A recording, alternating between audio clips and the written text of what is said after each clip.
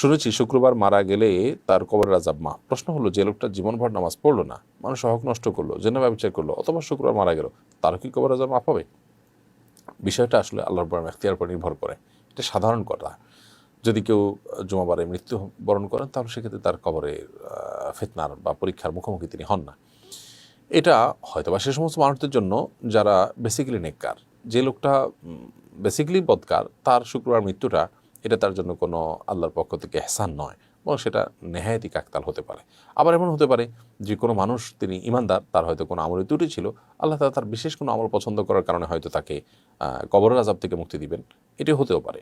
অতএব আলমুল গায়েবের বিষয়ে যে জগৎ আমাদের অদৃশ্যমান, সেই জগতের বিষয়ে আমরা নিশ্চিত করে কিছু বলা কঠিন। তবে হাদিস এটি বিশুদ্ধ।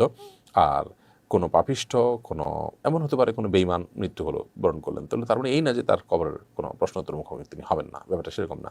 এটা ঈমানদার নেককারদের জন্য প্রযোজ্য।